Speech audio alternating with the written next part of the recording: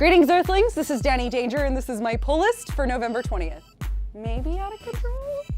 In Buzzkill number 3, Ruben's new sponsor has a very peculiar way of helping him overcome his addiction.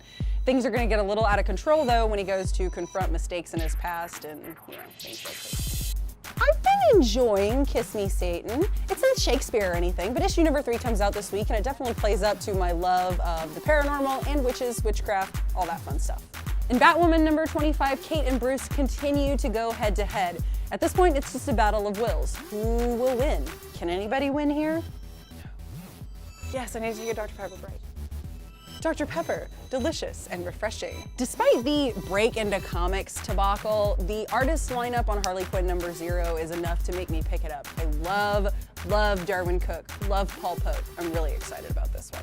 Remember the good old days when you used to watch cartoons on Saturday morning and Scooby-Doo would team up with some of your other favorite cartoon characters? In Scooby-Doo Team Up number 1, we'll relive one of my absolute favorite episodes when Scooby and the gang meet the Dark Knight.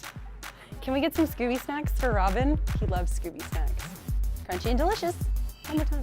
In the Wake number 5, we're going to explore the repercussions of our team being caught underwater with these biologically evolved underwater monster sea creatures and possibly dying. Apparently it gets a lot worse than that. Of course it gets a lot worse than that. Scott Snyder's writing it. It's a really good thing that Jack is ambidextrous because he's going to have to fight 2 warriors who move in perfect sync with one another in Samurai Jack number 2. I know we all got really caught up with Joan's sexual awakening last month, so we didn't ask the really important questions, like, why is this adorable couple having sex in the bathroom of a bank? We'll find out in Sex Criminals number 3. I missed Sheltered issue number 4, so I don't know what's going on. And there are new people showing up in the town that are threatening the way of these kids' lives, and I don't know what's going on, so I'm gonna find out with Sheltered number 4 and Sheltered number 5 this week. Last issue, we found out more about Agent Zero and the school he went to become a spy. This week, we're going to catch up with him on a current mission where there's a disappearing skyscraper in Zero number 3. When last we left our hero, he was surrounded by movie monsters? Yeah, we're reading the same book still. In Daredevil number 33, Daredevil still has to track down the Sons of the Serpent. Apparently this is a thing, organized crime doing the Monster Mash. Did I miss that episode of The Sopranos? Well, on the bright side, Dexter's school bully turned out to be a deserving serial killer.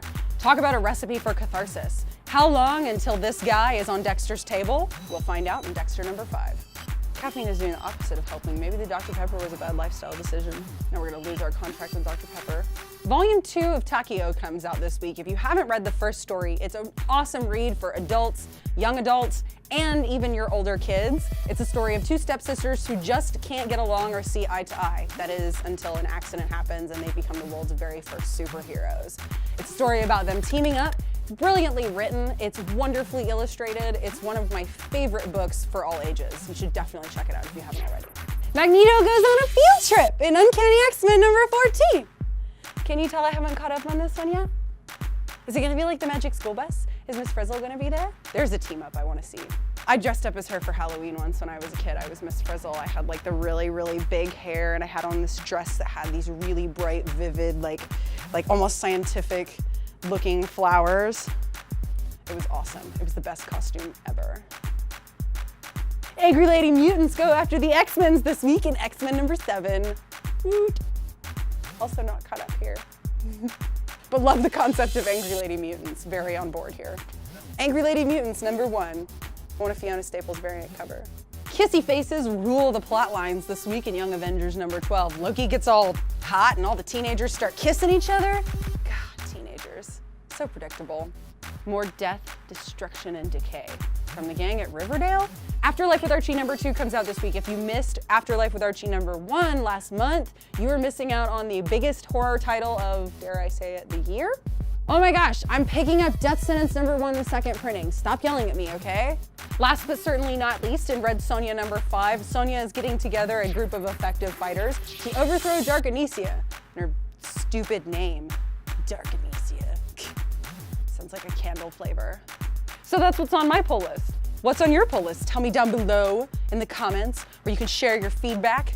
And now I can tag you because all the new cool Google Plus stuff and call you by name. Be like, hey guy, you. Yeah, thanks for your comment. Also, like this video, share, subscribe, be our friend. Be our friend. A special thanks goes out to Austin Books and Comics, letting me bathe in the holy light of the really, really bright comic shop lights.